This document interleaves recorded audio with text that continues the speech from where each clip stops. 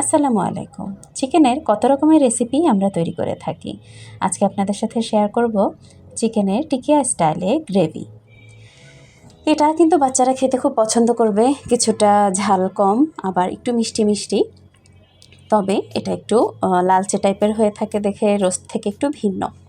এখানে আমি হাড় ছাড়া বুকের মাংস নিয়েছি 750 গ্রাম, মরিচ, হলুদ, সামান্য জিরা এবং অল্প একটু মরিচ গুঁড়া দিয়ে আমি চিকেনটাকে ম্যারিনেট করে রাখবো। যে কোনো খাবারে ম্যারিনেশনটা কিন্তু খুব ইম্পর্ট্যান্ট। আপনি যদি মিনিমাম আধা ঘন্টা ম্যারিনেট করে রাখেন তাহলে কিন্তু মশলার সম্পূর্ণ গুণাগুণটা মাংসের সাথে মিশে যাবে। এটা মাছ হোক মাংস হোক সব ক্ষেত্রে। মাছ বা মাংসের যে গন্ধটা এটা কিন্তু ম্যারিনেশনে অনেকটাই চলে যায়।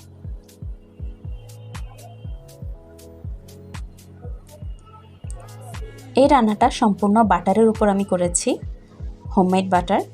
আপনারা চাইলে বাহিরে আড়ঙের বাটারটা খুব ভালো, এটা ইউজ করতে পারেন। এখানে বাটারের মধ্যে আমি মাংসটাকে প্রথমে লাল লাল করে ভেজে নেব।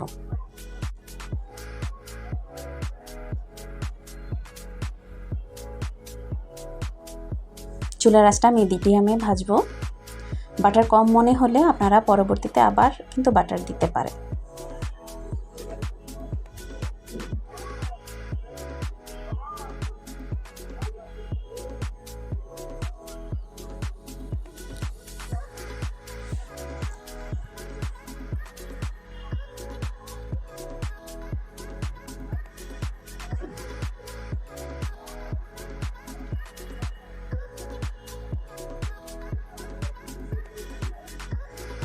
এবার আমি আরেকটু বাটার দিয়ে দিচ্ছি। এবার আমি মেন রান্নাটা করব। সাথে একটু তেল মিক্স দিলাম। এবার কয়েকটা তেজপাতা, লং এবং এক পিস ছোট দারচিনি দিয়েছি। এখানে বড় এক কাপে আমি 1 কাপ পরিমাণ পেঁয়াজ দিয়েছি। দুটো টমেটো আমি আগে থেকে কেটে রেখেছি, একটু বড় সাইজের। যেহেতু গ্রেভি হবে তাই টমেটোটা কিন্তু ভালোভাবে মিশে। আপনারা চাইলে টমেটো পেস্টও দিতে পারেন, কারণ এখন কিন্তু সিজনের টমেটোটা পাওয়া যায় না। যেটা পাওয়া যায় খুব সহজে কিন্তু সিদ্ধ হতে চায় না। এখানে কাঁচামরিচ দিয়েছি আমি 5টার মতো, এগুলো বেশ ঝাল। পরিমাণ মতো আদা এবং রসুন বাটা দিয়ে দিয়েছি। পরিমাণ মতো বললাম, অনেকেই কিন্তু মুরগিতে আমার পরিমাণের তুলনায় একটু কম মশলা খায়, কিন্তু আমার কাছে মনে হয় আমার মশলা পরিমাণটা যথাযথ একদম মিডিয়াম মানেই খাই আমি। এখানে দিয়ে দিলাম আমি লবণ পরিমাণ মতো, একটু কম দিবেন কেননা এটা লাস্ট পর্যন্ত কিন্তু ঝোলটা খুব একটা থাকবে না।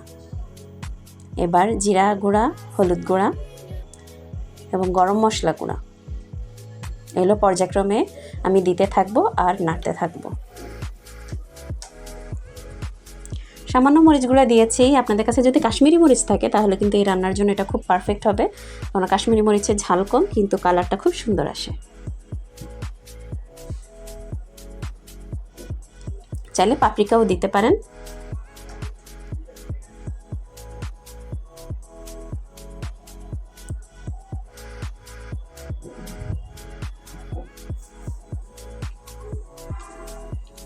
এ পর্যায়ে পানি দিয়ে দিব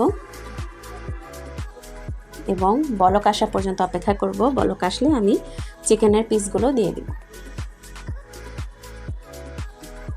এবার মিডিয়াম আঁচে 15 থেকে 20 মিনিটের মতো রান্না করব, কারণ এটা তো ব্রয়লার চিকেন, খুব তাড়াতাড়ি সিদ্ধ হয়ে যায়। প্রথমত তো ফ্রাই করে নিয়েছি, সেখানে একটু রান্না হয়ে গিয়েছে। এখানে ঝোলের মধ্যে 15 থেকে 20 মিনিট রান্না করব।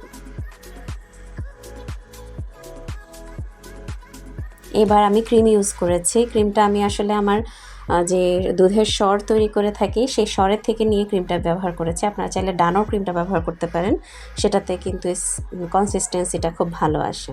অল্প পরিমাণে দিলেই হবে, ডানোরটা 1 টেবিল চামচ পরিমাণ দিলেই ভালো ফলাফল পাবেন। ব্যাস তৈরি হয়ে গেল আমাদের মজাদার চিকেন রেসিপি। কেমন লাগলো জানাবেন।